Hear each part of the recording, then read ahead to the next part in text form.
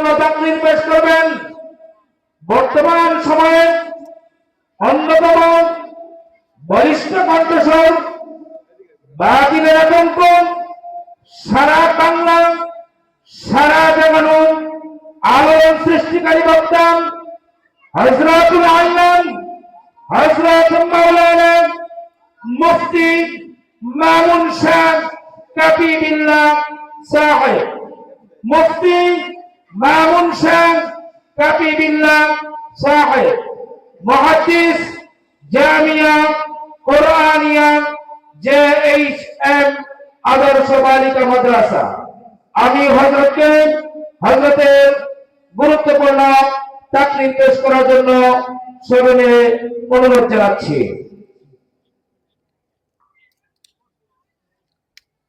আসসালামু আলাইকুম ওয়া রাহমাতুল্লাহি ওয়া বারাকাতুহু।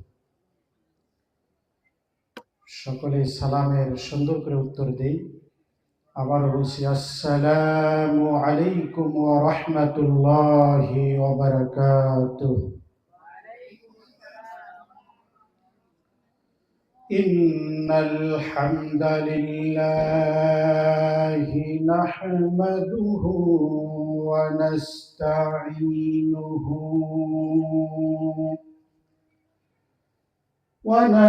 ونستغفره ونؤمن به ونتوكل عليه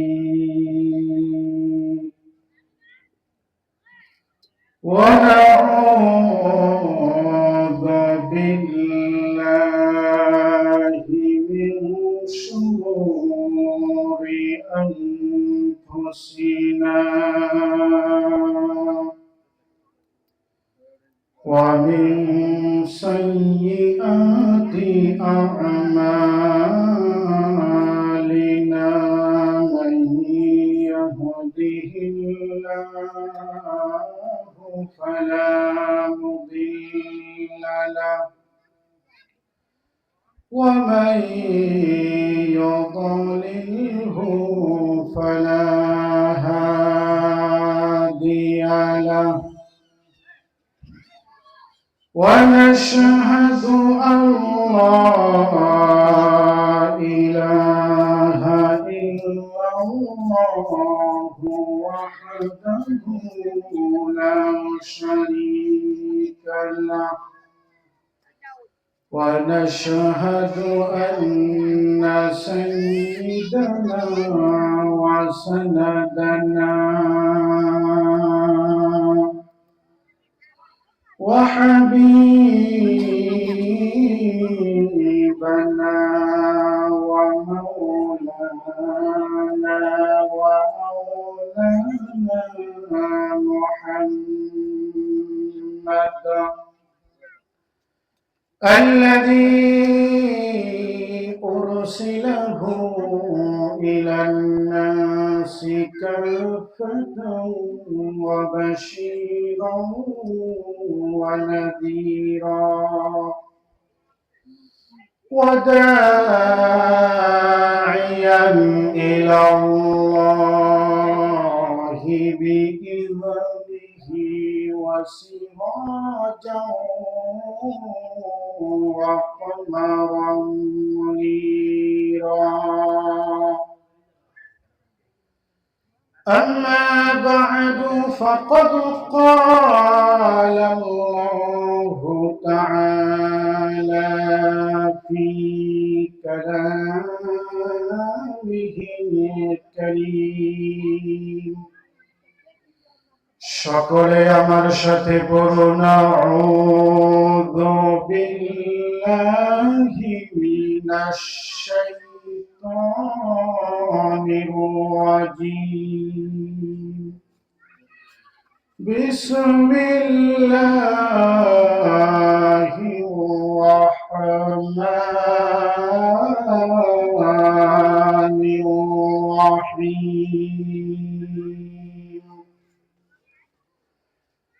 وما كان لمؤمن ولا مؤمنة بينة إذا قضى الله ورسوله أمرا أن يكون لهم الخيرة من أمرهم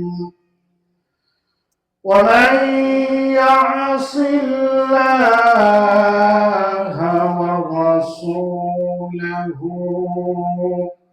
فقد ضل ضلالا مبينا صدقت يا ربنا.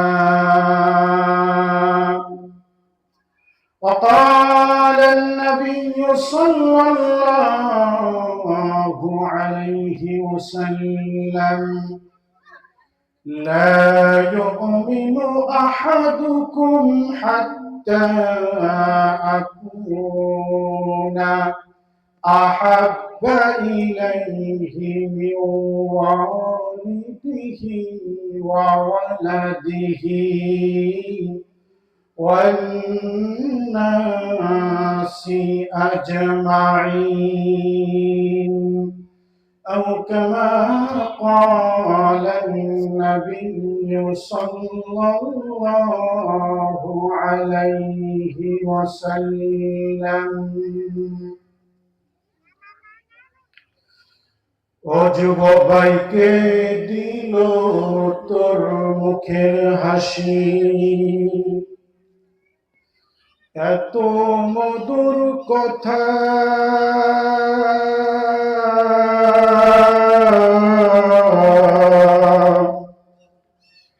ও যুবক ভাইকে দিল তোর মুখের হাসি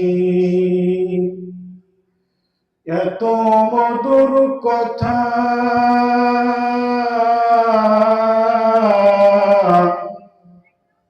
কেমনে রে তুই বুঝতে পারিস আপন জনের ব্যথা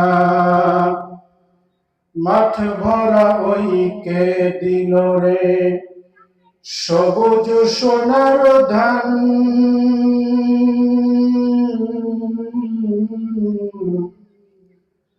পাখির কণ্ঠে কে দিল রে মিষ্টি মধুর গান বড়ই গাছে কে ধরালো এত মিষ্টি কুল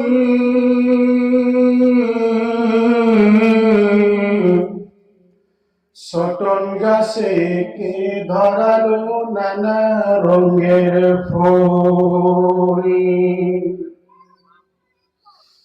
এই পৃথিবীর মালিক যিনি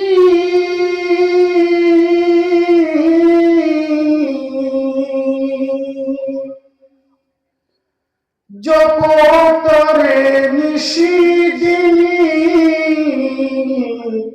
এই পৃথিবীর মালিক যিনি জপতরে নিশিদিনী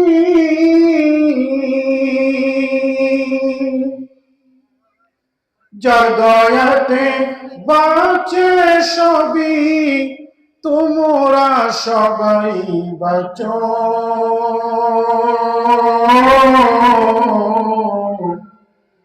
কার লাগিয়া হাসরে তুমি কার লাগিয়া কাঁদো জিকির করিলা ইলাহা জোরে লা ইলাহা ইল্লাল্লাহ লা ইলাহা মুহাব্বতে লা ইলাহা ইল্লাল্লাহ লা ইলাহা জোরে লা ইলাহা ইল্লাল্লাহ লা ইলাহা মনের কাবায় তোমার ছবি নিত্য দিনে আঁকি, তোমার নামে ছন্দমালা আর কবিতা লিখি। কবিও কবির সাথে বড়ই সাজের গীতালি। ও মদিনার বুলবুলি, তোমার নামে ফুল তুলি। লা ইলাহা জোরে লা ইলাহা ইল্লাল্লাহ, লা ইলাহা। ওই ফুলেরই পাপড়িগুলো ঝরে পড়ে না, মুগ্ধ করা সুবাস তাহার কবু শেষ হয় না। সেই সুবাসে ব্যাকুল হয়ে, সেই সুবাসে ব্যাকুল হয়ে গাই তোমারি গীতালি। ও মদিনার বুলবুলি, তোমার নামে ফুল তুলি। লা ইলাহা জোরে লা ইলাহা ইল্লাল্লাহ, লা ইলাহা। লা ইলাহা ইল্লাল্লাহু মুহাম্মাদুর রাসূলুল্লাহ সাল্লাল্লাহু আলাইহি ওয়াসাল্লাম। আলহামদুলিল্লাহ, বাইতুন নূর জামে মসজিদ এর উদ্যোগে আজকে এই 10ম বার্ষিক ওয়াজ মাহফিলের সম্মানিত সভাপতি আলহাজ মোহাম্মদ সালাম দেওয়ান সাহেব, মাহফিলের প্রধান অতিথি আলহাজ মোহাম্মদ আনোয়ার মৃধা, অত্র মাহফিলের প্রধান বক্তা, দ্বিতীয় বক্তা, বিশেষ বক্তা সহ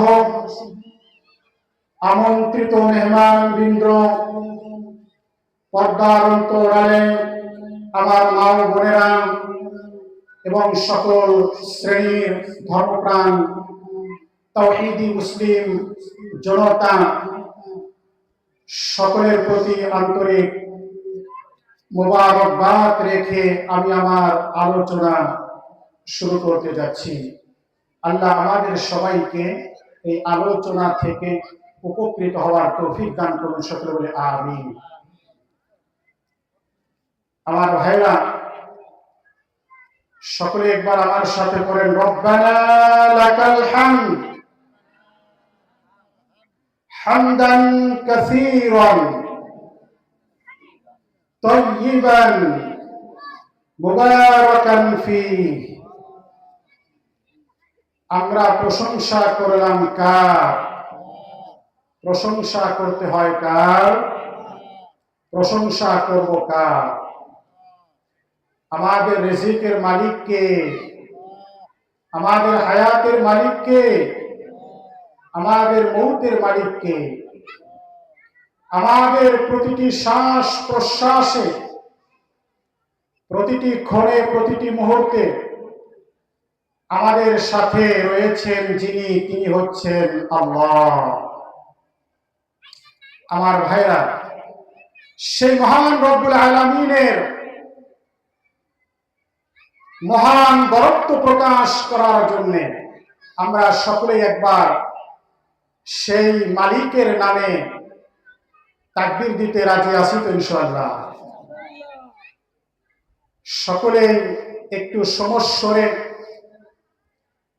হৃদয়ের ভালোবাসা এবং শরীরের পরিপূর্ণ শক্তি নিয়ে আমরা সেই মালিকের একটি তাকবীর দিব।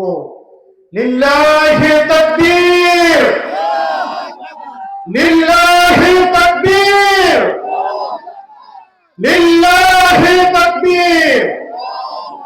আল্লাহ সবাইকে কবুল করুন বলে আমিন। আমার ভাইরা, পবিত্র কোরআনুল কারীমের সূরাতুল আহজাব এর ৩৬ নম্বর আয়াত আমি তেলাওয়াত করেছি।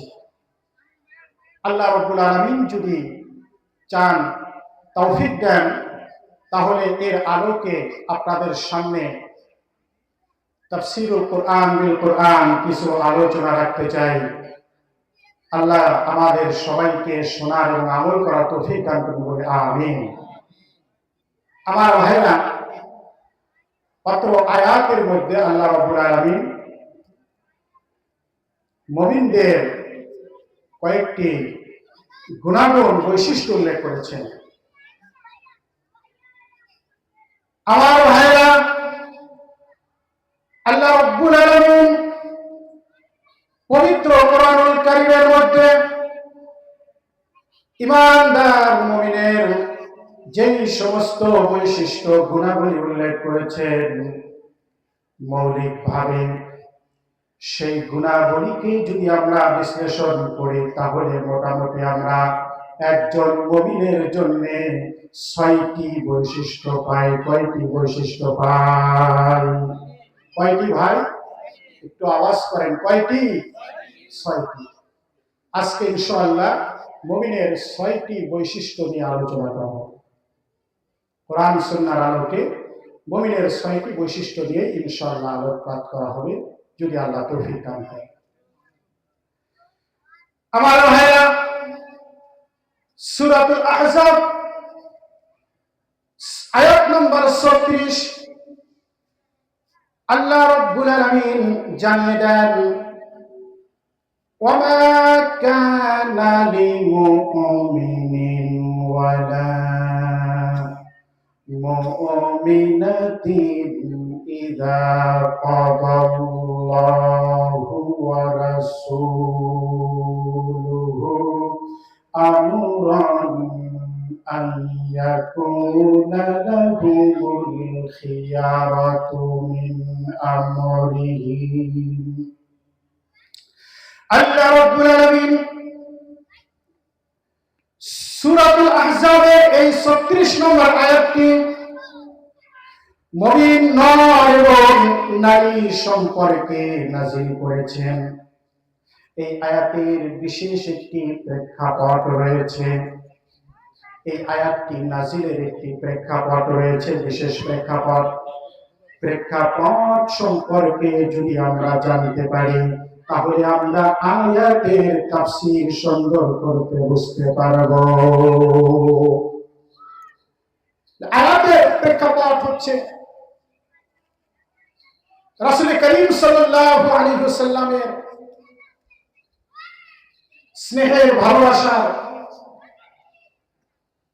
বিশেষ একজন সাহাবী এবং রাসূল করিম সাল্লাল্লাহু আলাইহি ওয়াসাল্লামের পালক পুত্র হযরতে যায়েদ ইবনে হারেসা রাদিয়াল্লাহু তাআলা, তাকে কেন্দ্র করে এবং তার বিবাহকে কেন্দ্র করে আল্লাহ রাব্বুল আলামিন এই আয়াতটি অবতীর্ণ করেছে। আমার ভাইরা, হযরতে যায়েদ ইবনে হারেসা রাদিয়াল্লাহু তাআলা আনহু, যার বাড়ি ছিল সুদূর ইয়ামানের বাসিন্দা হযরতে যায়েদ ইবনে হারেসা রাদিয়াল্লাহু তাআলা আনহু, মাত্র ৮ বছর বয়স যখন তার হয়, ৮ বছরের শিশু, ছোট্ট শিশু হযরতে যায়েদ ইবনে হারেসা রাদিয়াল্লাহু তাআলা আনহু সম্ভ্রান্ত একটি পরিবারে সম্ভ্রান্ত পরিবারের সন্তান হযরতে যায়েদ ইবনে হারেসা রাদিয়াল্লাহু তাআলা আনহু ৮ বছর বয়স। তৎকালীন জাহিলি যুগের সময়ের মধ্যে এক দস্যু বাহিনী তাদের গোত্রের মধ্যে আক্রমণ করে হযরতে যায়েদ ইবনে হারেসা রাদিয়াল্লাহু তাআলা আনহুকে ৮ বছর বয়সে ছিনতাই করে এনে মক্কার উক্কাস নামক বাজারে হযরতে খাদিজাতুল কুবরা রাদিয়াল্লাহু তাআলা আনহার ভাতিজা হাকিম ইবনে হিজামের কাছে 400 দিরহামে গোলাম বানিয়ে বিক্রি করে দেয়। হযরতে যায়েদ ইবনে হারেসা রাদিয়াল্লাহু তাআলা তিনি ছিলেন একজন সম্ভ্রান্ত পরিবারের লোক। তাকে দস্যুরা ছিনতাই করে ধরে এনে মক্কার একটা প্রসিদ্ধ বাজার উক্কাস বাজার, এই উক্কাস বাজারে হযরতে খাদিজাতুল কুবরা রাদিয়াল্লাহু তাআলা আনহার ভাতিজা হাকিম ইবনে হিজামের কাছে 400 দিরহামে বিক্রি করে দেয়। কয়শো দিরহাম? 400 দিরহামে বিক্রি করে তিনি গোলাম হয়ে যায়, দাস হয়ে যায়। আমার ভাইরা, হাকিম ইবনে হিজাম যায়েদ ইবনে হারেসাকে ক্রয় করে হযরতে খাদিজাতুল কুবরা রাদিয়াল্লাহু তাআলা আনহাকে উপহার দিয়ে দিলেন। সংক্ষিপ্তভাবে বলতে চাই, হযরতে খাদিজাতুল কুবরা রাদিয়াল্লাহু তাআলা আনহা মক্কার মধ্যে সবচাইতে বিশ্বস্ত, সবচাইতে শ্রেষ্ঠ প্রজ্ঞার অধিকারী মুহাম্মদুর রাসূলুল্লাহ সাল্লাল্লাহু আলাইহি ওয়াসাল্লামকে যখন বিবাহ করলেন, বিবাহ করার পরে হযরতে খাদিজা তার যত সম্পত্তি ছিল ইসলামের পথে, ইসলামের জন্য সবগুলো রাসূলুল্লাহর কাছে সমর্পণ করে দিলেন। সুবহানাল্লাহ। আমার ভাইরা, ইসলামের পক্ষে সর্বপ্রথম জীবনের সমস্ত উপার্জিত সম্পদ যিনি উদারভাবে বিলিয়ে দেওয়ার জন্য দান করেছেন, তিনি হচ্ছেন খাদিজাতুল কুবরা রাদিয়াল্লাহু তাআলা। আমার ভাইরা, ইসলামের মধ্যে নারীদের অবদান শুধুমাত্র সামান্য নয়, নারীদের অবদান ইসলামের মধ্যে সব চাইতে সব জায়গায় অগ্রে থাকতো। সুবহানাল্লাহ। আমার ভাইরা, হযরতে খাদিজাতুল কুবরা রাদিয়াল্লাহু তাআলা আনহা যায়েদ ইবনে হারেসাকে বিশ্ব নবীর খেদমতে পেশ করে দিলেন। ইয়া রাসূলুল্লাহ, ইয়া হাবিবাল্লাহ, আমি আমার গোলাম যায়েদকে আপনার খেদমতে দিয়ে দিলাম। যায়েদ ইবনে হারেস রাদিয়াল্লাহু তাআলা এইভাবে বিশ্ব নবীর খেদমতে আসলেন। যায়েদ ইবনে হারেসা রাদিয়াল্লাহু তাআলা বিশ্ব নবীর খেদমতে আসলেন। আমার ভাইরা, ঘটনা সংক্ষেপ করব। বিশ্ব নবীর খেদমতে আসার পরে ওইদিকে যায়েদ ইবনে হারেসা রাদিয়াল্লাহু তাআলা পিতা মাতা যারা মানিয়েছিলেন, সন্তান হারানোর ব্যথা তার চাইতে বড় ব্যথার কোনো ব্যথা হইতে পারে না। আমার ভাইরা, যার সন্তান ছোটবেলায় বাবার সামনেই হারিয়ে যায় অথবা মারা যায়, সেই বাবা বোঝে সন্তান হারানোর ব্যথা কেমন। আমার ভাইরা, বাবা মা, আত্মীয় স্বজন যায়েদ ইবনে হারেসা রাদিয়াল্লাহু তাআলা আনহুকে বিভিন্ন প্রান্তরে অন্বেষণ করলেন, খোঁজাখুঁজি করলেন, কোথাও তারা খুঁজে পাচ্ছেন না। হঠাৎ করে বনু কালব গোত্রের লোকেরা যারা হজের জন্য মক্কা এসেছিলেন, হজ করার সময় তারা যায়েদ ইবনে হারেসা রাদিয়াল্লাহু তাআলা আনহুকে দেখতে পেলেন। তারা চিনতেও পারলেন। তারা শুধু এমন দিয়ে তার পিতা মাতাকে খবর দিলেন, আপনাদের সন্তান যায়েদ ইবনে হারেসা রাদিয়াল্লাহু তাআলা আনহুকে আমরা মক্কায় দেখে এসেছি। সন্তান পেয়ে গেল পিতা মাতা, এবার সন্তান পাইছে, সন্তানের সন্তান। আমার ভাইয়া, সন্তানের সন্তান পাওয়ার পরে পিতা মাতা সাফাত করতে করতে যায়েদ ইবনে হারেসের পিতার নাম হারেস, হারেস এবং তার চাচা দুইজন মিলে মক্কায় চলে আসে।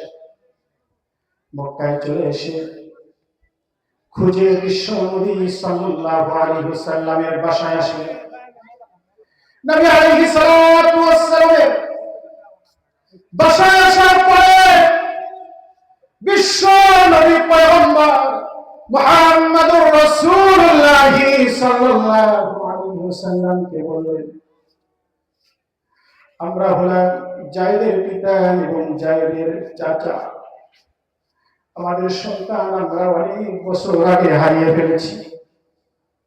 আপনার কাছে এসেছি, শুনতে পেরেছি আপনি নাকি তার এখন মালিক, বর্তমান মালিক তার, আপনার কাছে এখন গোলাম হিসাবে আছে আমার সন্তান। আপনি যত মূল্য চান, যত টাকা চান, যা কিছু চান, সব কিছু দিয়ে আমি আমার সন্তানকে মুক্ত করে নিয়ে যেতে চাই। আমার ভাইরা, একজন বাবার কাছে সন্তান তার মালের চাইতেও অনেক অনেক গুণ বেশি শ্রেষ্ঠ, ঠিক না?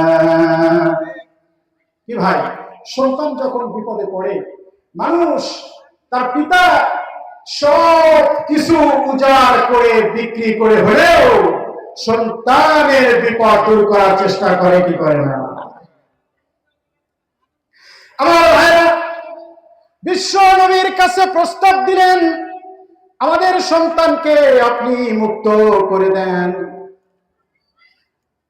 বিনিময়ে আমাদের কাছে আপনি যা চান তাই দেওয়া হবে, সব কিছু দেওয়া হবে, আপনি যা চাবেন। আমার ভাইরা, মুহাম্মদুর রাসূলুল্লাহ সাল্লাল্লাহু আলাইহি ওয়াসাল্লাম যায়েদের চাচা এবং যায়েদের পিতাকে বললেন, আপনারা কোনো চিন্তা করবেন না, আমি আপনাদের সন্তানকে আরো বহু বছর আগে মুক্ত করে দিয়েছি। সুবহানাল্লাহ। এবার আপনারা আপনাদের সন্তানকে সাথে নিয়ে যান, আপনাদের বাড়ি নিয়ে যান। আমার পক্ষ থেকে কোনো বাধা নাই, আমি কোনো বাধা দিব না, আমি তো তাকে মুক্ত করে দিয়েছি। আমার ভাইরা, যায়েদ ইবনে হারেসা রাদিয়াল্লাহু তাআলা আনহু পিতা এবং চাচা এবার সন্তানকে বলে, বাবারে চলো আমরা এখন বাড়িতে চলে যাই, অনেক দিন হইল তোমাকে দেখি না, তোমার স্নেহ ভালোবাসা মায়া মমতা সব কিছু থেকে আমাদের পরিবারটা বঞ্চিত হয়ে আছে। চলো চলো এখন আমরা আমাদের দেশ বাড়িতে চলে যাই। আমার ভাইরা, নিজের বাড়ি, নিজের বাসার মহব্বত প্রতিটা মানুষের কাছে সবচেয়ে বেশি। সারাদিন আপনি যেখানে থাকেন, যত ভালো জায়গায় থাকেন, এরপরেও আপনি যখন আপনার ছোট্ট কুটির বাসার মধ্যে আসেন, তখন সেই বাসার মধ্যে যে প্রশান্তি পাওয়া যায়, উন্নত বড় বড় বাসায় থাকার সেই প্রশান্তি পাওয়া যায় না, ঠিক না? আমার ভাই, এতদিন যাবত নিজ এলাকা, নিজ দেশ, পিতা মাতা সবচেয়ে হযরতে যায়েদ ইবনে হারেসা রাদিয়াল্লাহু তাআলা আনহু তিনি মক্কায় আছেন। এবার পিতা আসছেন, চাচা আসছেন, এবার তার দেশে যাওয়ার সুযোগ, বাড়িতে চলে যাওয়ার সুযোগ। এখন তিনি দেশে চলে যাবেন, বাড়িতে চলে যাবেন বাবার সাথে, তার চাচার সাথে। এটা একটা আনন্দ আলাদা হবে। আমার ভাইরা, খেয়াল করে শুনুন, মনোযোগ দিয়ে একটু মনোযোগ আকর্ষণ করুন। আমার ভাইরা, হযরতে যায়েদ ইবনে হারেসা রাদিয়াল্লাহু তাআলা আনহুকে যখন তার পিতা এবং তার চাচা যখন বাড়িতে যাওয়ার প্রস্তাব দিলেন, এই দিকে রাসূলুল্লাহর পক্ষ থেকে কোনো বাধা নাই, তখন যায়েদ ইবনে হারেসা রাদিয়াল্লাহু তাআলা আনহু উত্তর দিলেন, হে আমার পিতা, স্নেহের পিতা, ভালোবাসার স্থল হচ্ছে পিতা মাতা, আপনারা আমাকে নিতে এসেছেন, আমি খুব আনন্দিত, আমি খুবই খুশি। কিন্তু আমি যেখানে আছি বিশ্ব নবী মুহাম্মদুর রাসূলুল্লাহর কাছে, পয়গম্বর, আল্লাহর পয়গম্বর মুহাম্মদুর রাসূলুল্লাহর কাছে যে স্নেহ আর ভালোবাসা পেয়েছি, যেই মায়া মমতার প্রেম দরদ পেয়েছি, এই মায়া আর প্রেম দরদ ছেড়ে আমি আর ওই আমায় ফিরে যেতে চাই না। সুবহানাল্লাহ। আমার ভাইরা বলে, পিতা, মাতা, চাচা, আপনাদের প্রতি ভালোবাসা সন্তানের প্রতি আমার প্রতি অনেক আছে, কিন্তু যেই মানুষটার কাছে আছি, মুহাম্মদ সাল্লাল্লাহু আলাইহি সাল্লাম, তিনি যে আমাকে প্রেম মায়া মমতা মহব্বত দিয়েছেন, এই প্রেম মায়া মমতা মহব্বত ছেড়ে আমি আপনাদের কাছে এলাকায় আর ফিরে যেতে চাই না। আমার ভাইরা, যায়েদ ইবনে হারেসা রাদিয়াল্লাহু তাআলা আনহু পিতা এবং চাচা কাকুতি মিনতি করে অনুরোধ করেছে, বাবারে, তুই আমাদের সন্তান, তোকে আমরা মহব্বত করি, স্নেহ করি, ভালোবাসি। পিতার মহব্বত এবং তোমার চাচা আমার সাথে এসেছে, এই চাচার মহব্বতকে তুমি ফিরিয়ে দিও না। তুমি জানো না, তুমি যখন হারিয়ে গিয়েছো তখন তোমাকে আমরা কত জায়গায় খুঁজেছি।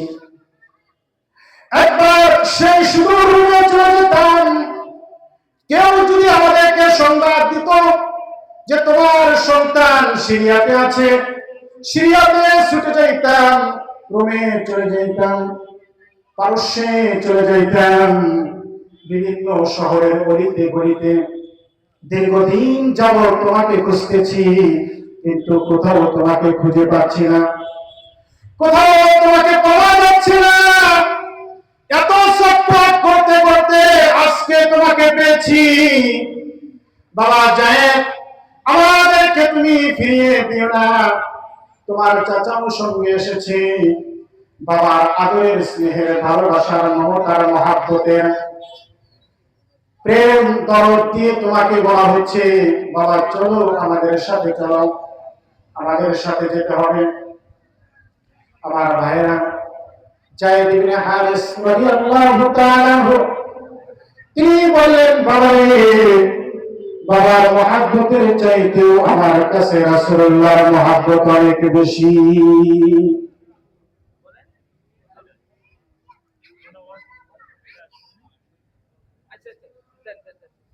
আমার ভাইরা,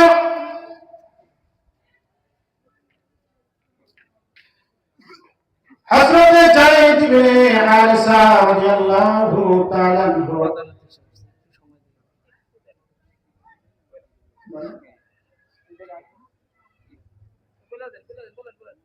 প্রধান অতিথি সাহেবের আগমন, প্রধান অতিথি সাহেবের আগমন। আমার ভাইরা, এদিকে মনোযোগ দিন। হযরত যায়েদ ইবনে হারেসা রাদিয়াল্লাহু তাআলা আনহুর পিতা যায়েদ ইবনে হারেসা রাদিয়াল্লাহু তাআলা আনহুকে নিয়ে যেতে ব্যর্থ হয়ে গেলেন। মা দুঃখী নিয়ে কথা বললেন, ও যায়েদ ইবনে হারেসা, তোমার মা তোমাকে হারিয়ে তোমার শোকে কাঁদতে কাঁদতে কাঁদতে কাঁদতে তোমার মা আজকে ঘরে পড়ে গিয়েছে, তোমার জন্য আজকে তোমার মা ঘর থেকে বের হইতে পারে না, বৃদ্ধ হয়ে গিয়েছে। সেই মার কথা কি তোমার মনে পড়ে না? সেই মা দুঃখী চেহারা কি তুমি দেখতে চাও না? আমার ভাইরা, মা বাবা মা দুঃখীর খেদমত করা এটা আমাদের কর্তব্য কি কর্তব্য না? কি বলেন ভাইরা? মা দুঃখিনী পিতা মাতা যাদের আছে তাদের খেদমত আমাদের করতে হবে কি হবে না? এটা কার কথা? এটা আল্লাহর নির্দেশ। আল্লাহ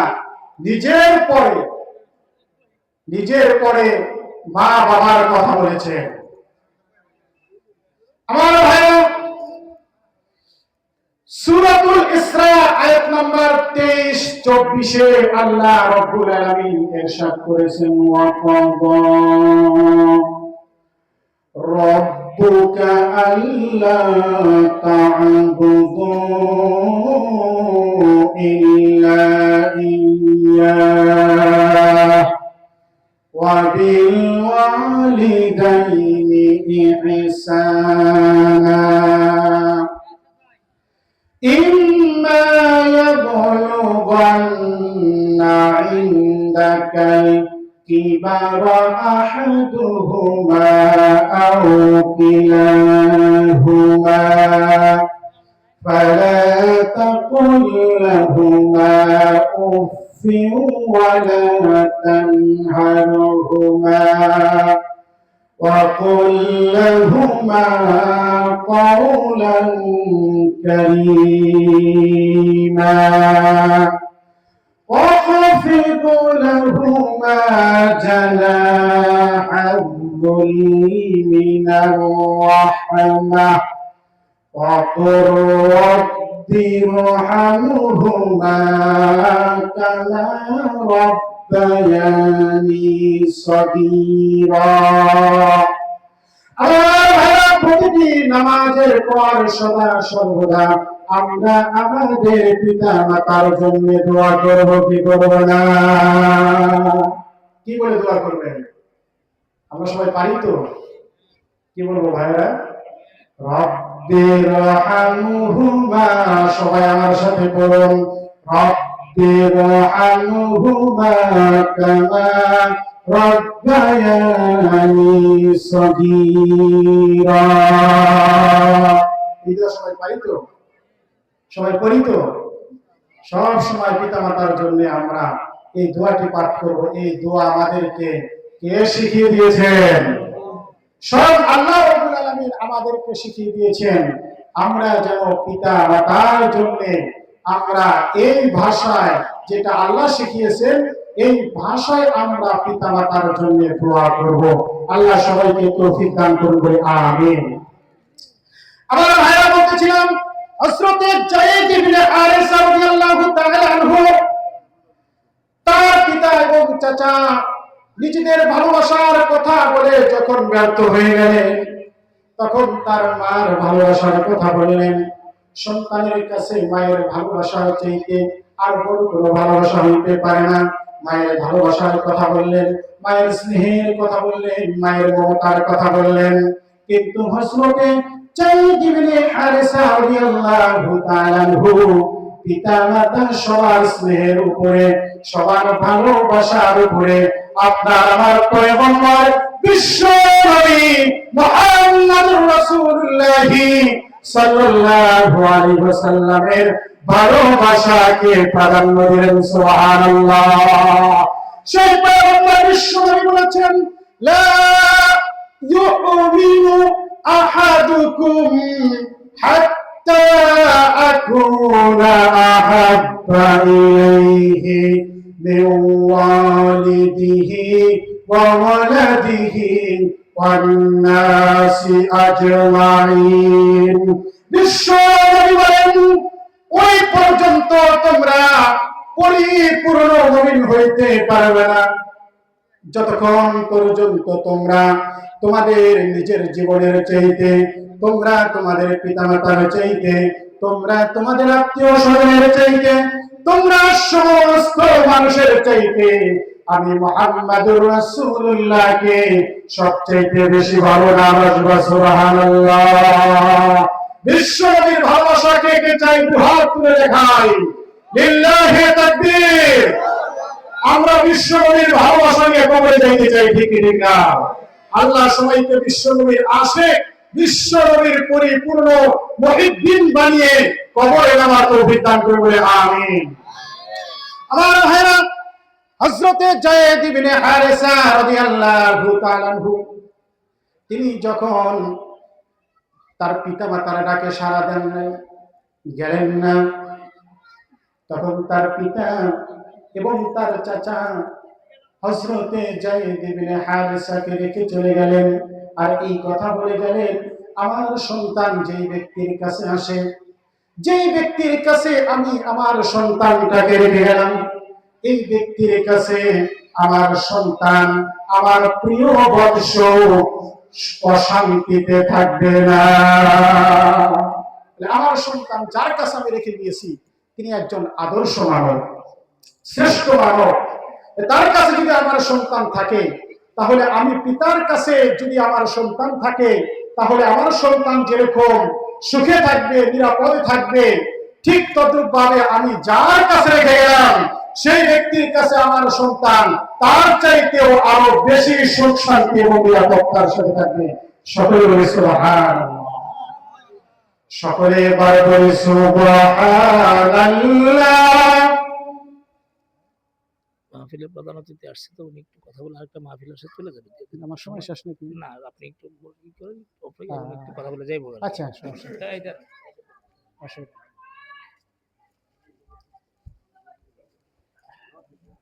আলহামদুলিল্লাহ, আজকের মাহফিলের প্রধান অতিথি সবাই বলে আলহামদুলিল্লাহ।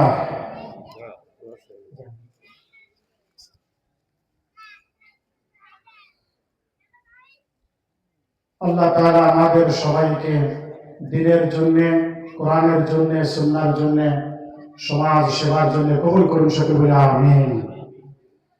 সবাই একটু জমে বসে পড়ি সুবহানাল্লাহ,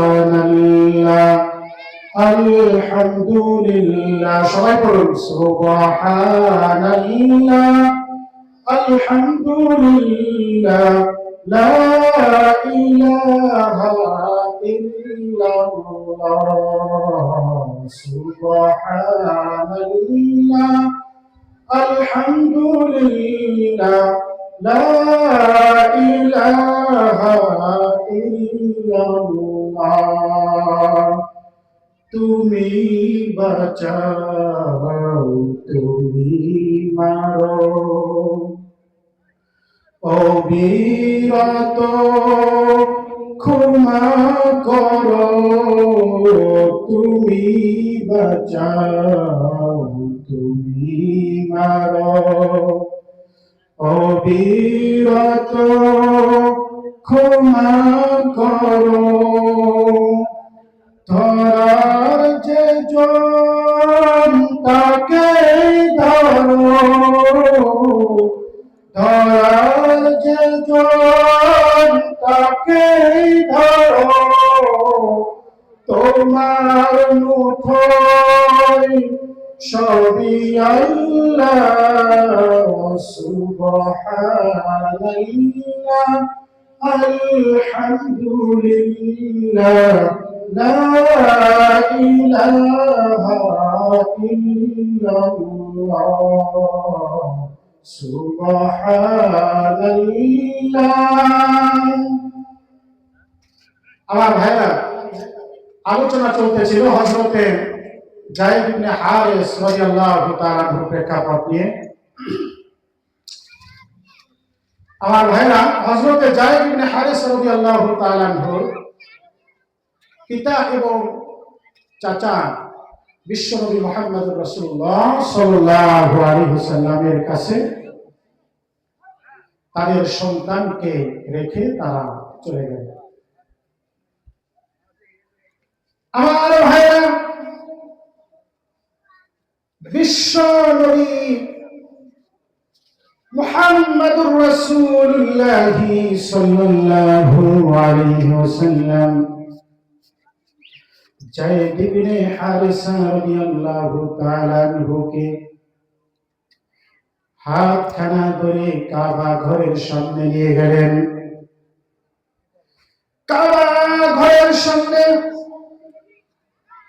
সমস্ত মক্কার লোকদেরকে ডেকে বললেন, ও মক্কার লোকেরা, ভালো করে শুনে নাও, ভালো করে জেনে নাও, আজ থেকে আমি যায়েদ ইবনে হারিসাকে আমার সন্তান পুত্র রূপে ঘোষণা করলাম। সুবহানাল্লাহ। বিশ্বনবী যায়েদ ইবনে হারিসা রাদিয়াল্লাহু তাআলা আনহুকে নিজের সন্তান রূপে ঘোষণা করলেন, বলে আজ থেকে এই যায়েদ আমার সন্তান, আমার ছেলে। মক্কার সমস্ত লোকেরা যায়েদ ইবনে হারিস না বলে যায়েদ ইবনে মুহাম্মদ নামে ডাকতে শুরু করেন। সুবহানাল্লাহ। আমার ভাইরা, এবার যখন যায়েদ ইবনে হারিসা রাদিয়াল্লাহু তাআলা আনহু মুহাম্মদুর রাসূলুল্লাহর পুত্র হয়ে গেলেন, ছেলে হয়ে গেলেন, সন্তান হয়ে গেলেন, সন্তানের সমস্ত দায়িত্ব এবার বিশ্ব নবীর উপরে চলে আসলো। আমার ভাইরা, হযরত যায়েদ ইবনে হারিসা রাদিয়াল্লাহু তাআলা আনহু বিবাহের জন্য বিশ্ব নবী মুহাম্মদুর রাসূলুল্লাহ সাল্লাল্লাহু আলাইহি ওয়াসাল্লাম কুরাইশদের সবচাইতে সম্ভ্রান্ত এবং সুন্দরী এবং মুহাম্মদুর রাসূলুল্লাহর ফুফাতো বোন হযরতে জায়নাব বিনতে জাহাশের কাছে যায়েদ ইবনে হারিসার বিবাহের প্রস্তাব পেশ করলেন। বিশ্ব নবী জায়নাব বিনতে জাহাশের পরিবারের কাছে বিবাহের প্রস্তাব পেশ করলেন যে তোমরা তোমাদের কন্যাকে বিবাহ দিয়ে দাও। আমার ভাইরা, জায়নাব বিনতে জাহাশ তিনি ছিলেন নবী আলাইহিস সালাতু ওয়াস সালামের ফুফাতো বোন, উমামা বিনতে আব্দুল মুত্তালিবের কন্যা। মক্কার কুরাইশ বংশের একটা মর্যাদা ছিল, আভিজাত্য ছিল। কুরাইশ বংশের মেয়েদেরকে যে কেউ বিবাহ করতে পারত না, যে কোনো গোত্রে তাদের মেয়েদের বিবাহ হইত না, কারণ তাদের মর্যাদা ছিল, তারা সম্ভ্রান্ত পরিবার। আমার ভাইরা, কিন্তু মুহাম্মদুর রাসূলুল্লাহ সাল্লাল্লাহু আলাইহি ওয়াসাল্লাম তিনি তার পালক পুত্র যায়েদ ইবনে হারিসা রাদিয়াল্লাহু তাআলা আনহুর জন্য নিজ বংশের সম্ভ্রান্ত পরিবারের সুন্দরী নারীর বিবাহ পালক পুত্রের কাছে দেওয়ার প্রস্তাব করলেন। সুবহানাল্লাহ। আমার ভাইরা, বিশ্ব নবী যখন প্রস্তাব করলেন তখন তার পরিবারের লোকেরা মনে করলো হয়তো নবীজি নিজেই হয়তো বিবাহ করবেন, নিজের জন্য হয়তো প্রস্তাব করেছেন।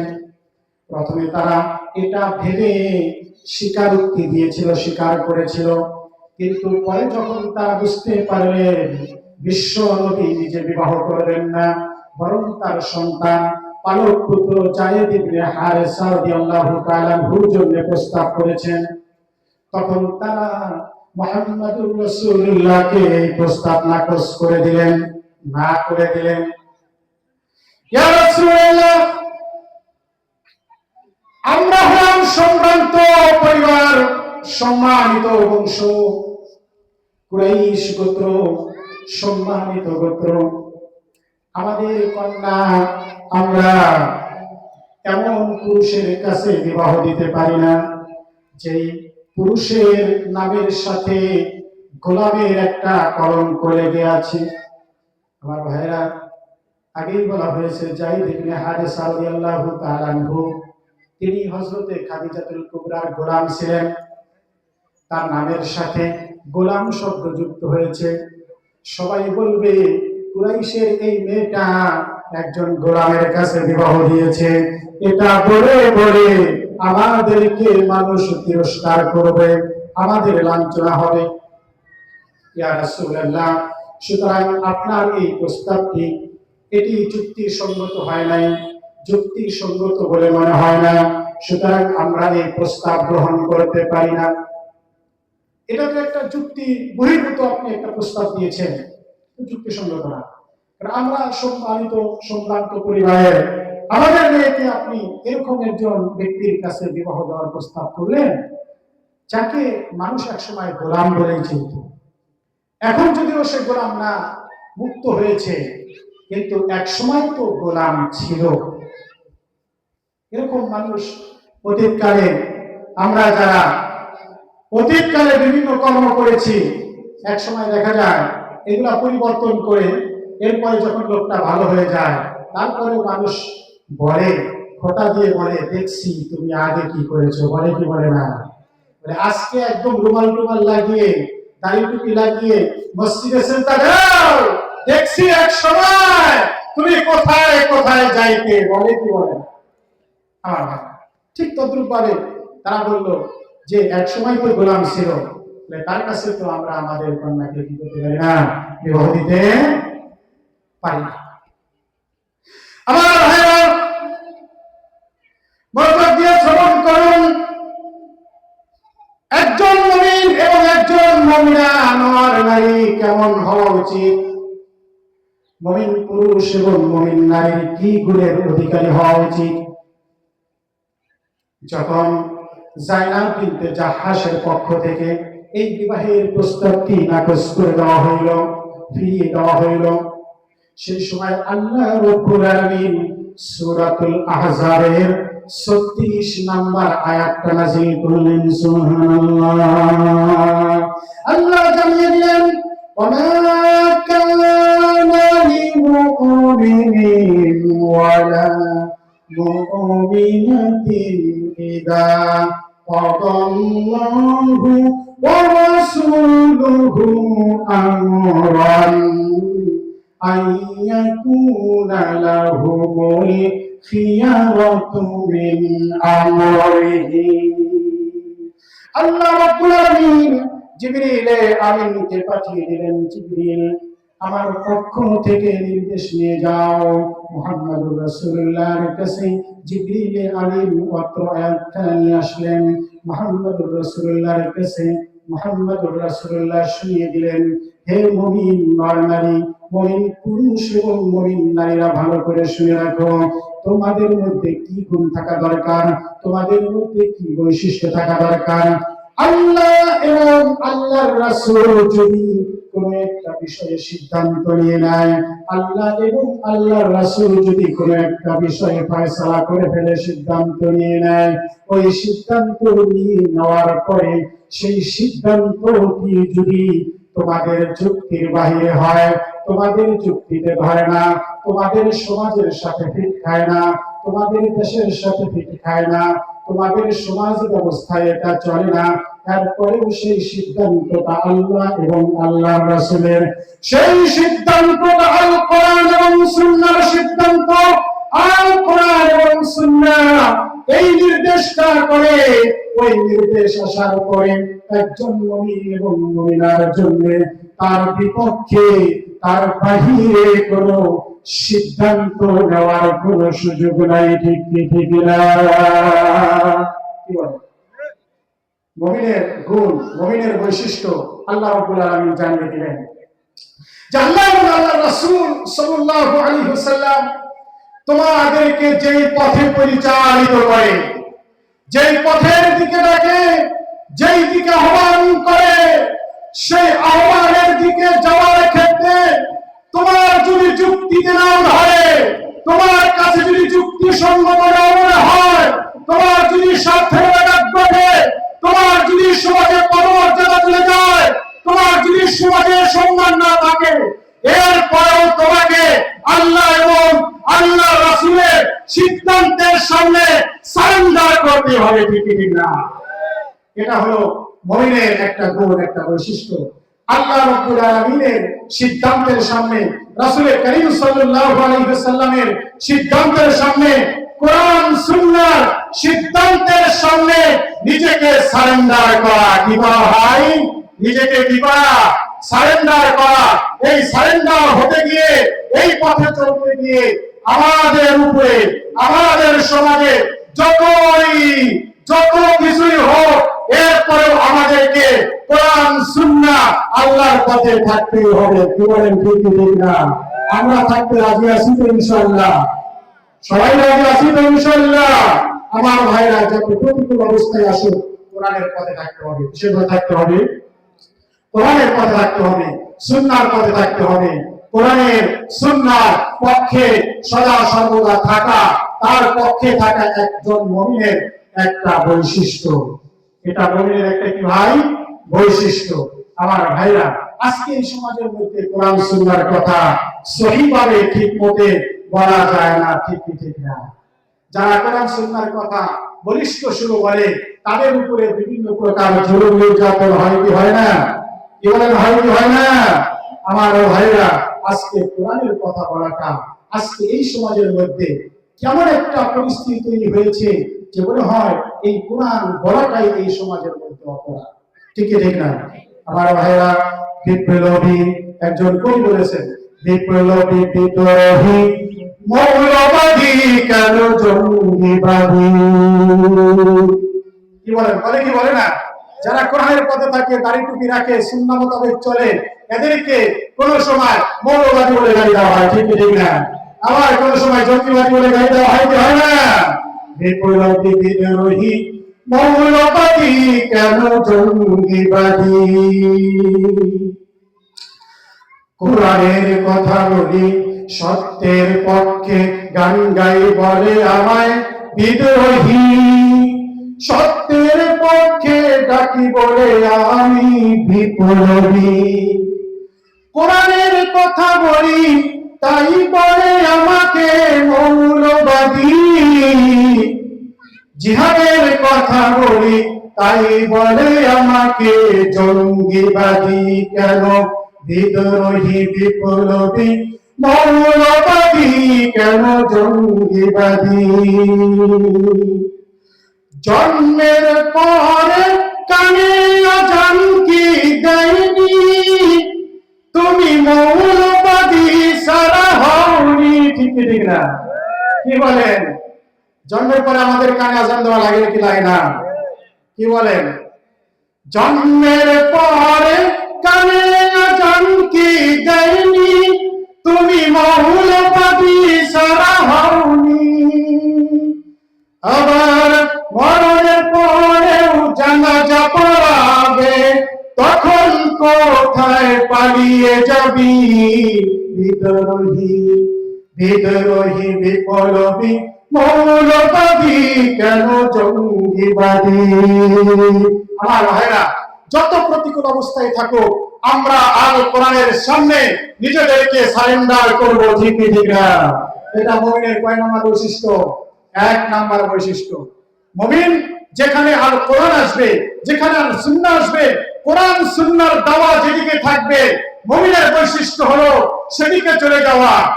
এতে মুমিনের যত প্রকার ক্ষতি হোক। আমার ভাইরা, আলোচ্য বিষয় বলেছিলাম মুমিনের 6টা বৈশিষ্ট্য আলোচনা করব। কয়টা বৈশিষ্ট্য? 6টা বৈশিষ্ট্য আলোচনা করব। 1 নাম্বার, আল্লাহ পাকের বিধানের সামনে মুমিন সারেন্ডার করবে। এটা মুমিনের 1 নাম্বার বৈশিষ্ট্য। সবাই বলুন, আল্লাহ পাকের বিধানের সামনে মুমিন কি করবে? সারেন্ডার করবে। আল্লাহ পাকের বিধান যেখানে আসবে, সেখানে মুমিন কি হবে? সারেন্ডার হয়ে যাবে। এত তার সবকিছু যদি বর্জন করতে হয়, সব বর্জন করবে। এরপরে মুমিন আল্লাহর বিধানের সামনে কি করবে? সারেন্ডার হয়ে যাবে। এটা মুমিনের 1 নাম্বার বৈশিষ্ট্য। 2 নাম্বার, আল্লাহ রাব্বুল আলামিন সূরাতুল আনফালে আলোচনা করেছেন।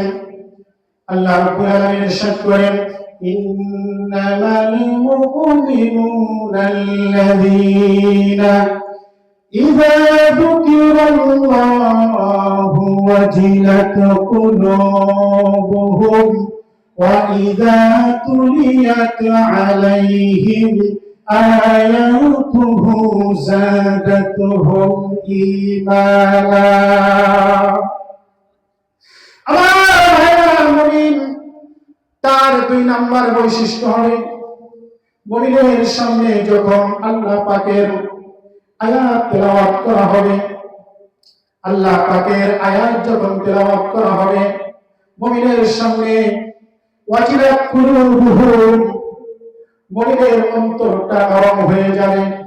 আমার ভাইরা, মুমিনের অন্তরটা কি হবে? নরম হয়ে যাবে। আল্লাহ পাকের আয়াতের তেলাওয়াত শুনলে, আল্লাহ পাকের জিকির শুনলে মুমিনের অন্তরটা নরম হয়ে যাবে। আমার ভাইরা, সাইয়্যিদুনা পয়গম্বরের সাহাবী হযরত ওমর ফারুকের ঘটনা তার উজ্জ্বল প্রমাণ।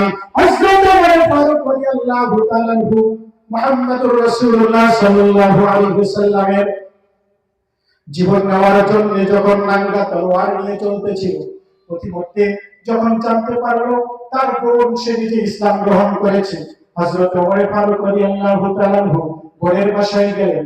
বোনের বাসায় যাওয়ার পরে গুনগুন গুনগুন কি আওয়াজ তিনি শুনতে পেলেন। দরজা খোলার পরে বোনকে বলেন, বোন রে, কি পড়তেছিলে এতক্ষণ পর্যন্ত? গুনগুন গুনগুন আওয়াজ শুনতে পেলাম, ঘটনা কি? কি পড়তেছিলে? বলতে চায় না, লম্বা ঘটনা। এক পর্যায়ে বোন যখন বলল, আমি কোরআন পড়তেছিলাম, হযরত ওমর বলল, আমাকে একটু শোনাও, আমিও শুনতে চাই, তুমি কি কোরআন পড়ো, কি পাঠ করো, আমি একটু শুনতে চাই। আমার ভাইরা, তার বোন যখন শোনাইল সূরাতুত তাহা থেকে, তাহা মা আনজালনা আলাইকাল কুরআনা লিতাশকা। আমার ভাইরা, এই সূরার কয়েকটি আয়াত যখন ওমরের কানে গেল, ওমরের কানে যাওয়ার পরে ওমরের দিলটা নরম হয়ে গেল। ওমরের দিল নরম হয়ে যেই ওমর নবীজির জীবন নেওয়ার জন্য বের হয়েছিল, সেই ওমর মুহাম্মদুর রাসূলুল্লাহর প্রতি মানলেন। সুবহানাল্লাহ। মুমিনের 2 নাম্বার বৈশিষ্ট্য, মুমিনের অন্তরটা কি হবে? নরম হবে। 3 নাম্বার বৈশিষ্ট্য, মুমিন আল্লাহ পাকের কোরআনের তেলাওয়াত যখন শুনবে, যাদাতুহুম ঈমানা, মুমিনের ঈমান বৃদ্ধি পাবে। 3 নাম্বার বৈশিষ্ট্য, মুমিনের ঈমান বৃদ্ধি পাবে। আমার ভাইরা, 4 নম্বরে আল্লাহ রাব্বুল আলামিন বলেন, আল্লাযীনা ইউকিমুনাস সালাত, মুমিন তারাই যারা নামাজ আদায় করে, নামাজ পড়ে, শুধু নিজেই পড়ে না, সমাজের মধ্যে নামাজ প্রতিষ্ঠা করে। আমার ভাইরা বলে, মুমিন এরকম তার বৈশিষ্ট্য হচ্ছে যে মুমিন আল্লাহ পাকের বিধান নামাজ সে নিজে আদায় করবে। 5 ওয়াক্ত নামাজ আমরা পড়তে রাজি আছি তো ইনশাআল্লাহ। আল্লাহ সবাইকে 5 ওয়াক্ত নামাজ পড়ার তৌফিক দান করে, সকলে আমিন। আল্লাহ রাব্বুল আলামিন 6 নম্বরে বলেন, ওয়া মিম্মা রাযাকনাহুম ইউনফিকুন। মুমিনরা আল্লাহ পাক তাকে যেই রিজিক দিয়েছে, সেই রিজিক থেকে আল্লাহর রাস্তায় তারা দান করে। আল্লাহর রাস্তায় কি করে ভাই? দান করে, সদকা করে। এই হলো মুমিনের কয়টা বৈশিষ্ট্য? 6টা বৈশিষ্ট্য। 1 নম্বর, মুমিন আল্লাহ পাকের বিধানের সামনে নিজেকে সারেন্ডার করে, আত্মসমর্পণ করে, এটা মুমিনের 1 নম্বর বৈশিষ্ট্য। 2 নম্বর, মুমিন যখন আল্লাহ পাকের জিকির তেলাওয়াত শুনে তখন মুমিনের অন্তরটা তখন নরম হয়। 2 নাম্বার 3, মুমিন যখন আল্লাহ পাকের আয়াত শুনে তখন তাদের ঈমান বৃদ্ধি পায়। আমার ভাইরা, নাম্বার 4, মুমিন আল্লাহ পাকের বিধান as-সালাত, এই নামাজ মুমিন সহিহ মতে, ঠিক মতে আদায় করে। এরপরে আল্লাহ পাকের দেওয়া রিজিক থেকে মুমিন আল্লাহ রাস্তায় কি করে? দান করে। আলোচনা সংক্ষিপ্ত করে ফেলবো যারা মুমিন। এরপরে আল্লাহ রাব্বুল আলামিন বলতেছেন, উলাইকা হুমুল মুমিনুনা হাক্কান, এরাই হলো প্রকৃত মুমিন, সঠিক মুমিন। এই মুমিনদেরকে আল্লাহ রাব্বুল আলামিন কি প্রতিদান দেবেন? আল্লাহ রাব্বুল আলামিন তারপরে আয়াতে বলেন, উলাইকা হুমুল মুমিনুনা হাক্কান লাহুম দারাজাতুন ইনদা রাব্বিহিম ওয়া মাগফিরাতুন ওয়া রিজকুন কারীম। আল্লাহ রাব্বুল আলামিন এমন মুমিনকে তিনটি বিনিময় দিবেন, পুরস্কার দিবেন। সুবহানাল্লাহ। কয়টা পুরস্কার দিবেন ভাই? তিনটা পুরস্কার। আমরা সবাই নিতে রাজি আছি তো ইনশাআল্লাহ? আল্লাহ রাব্বুল আলামিন বলেন, এক নাম্বার তার প্রতিদান হলো লাহুম দারাজাতুন ইনদা রাব্বিহিম, তাদের পদমর্যাদা বৃদ্ধি পাবে আল্লাহ রাব্বুল আলামিনের নিকটে। সুবহানাল্লাহ। লাহুম দারাজাতুন ইনদা রাব্বিহিম ওয়া মাগফিরাতুন। দুই নাম্বার, আল্লাহ রাব্বুল আলামিন ওই মুমিনের জীবনে যদি কোনো গুনাহ থেকে থাকে, ওই গুনাহগুলো আল্লাহ রাব্বুল আলামিন মাফ করে দিবেন। সুবহানাল্লাহ। তিন নাম্বার, ওয়া রিজকুন কারীম, তার দুনিয়ার মধ্যে আল্লাহ রাব্বুল আলামিন সম্মানিত রিজকের ব্যবস্থা করে দিবেন। সুবহানাল্লাহ। আল্লাহ রাব্বুল আলামিন আমাদের সকলকে মুমিনের ৬টা বৈশিষ্ট্য অর্জন করে আল্লাহর কাছ থেকে মুমিনের হাদিয়া, মুমিনের পুরস্কার, যেই তিনটি আল্লাহ ঘোষণা করেছেন, এই তিনটি লাভ করার মতো তৌফিক দান করে সকলে আমিন। ওয়া আখিরু দাওয়ানা আলহামদুলিল্লাহি রাব্বিল আলামিন। আসসালামু আলাইকুম ওয়া রাহমাতুল্লাহি ওয়া বারাকাতুহু।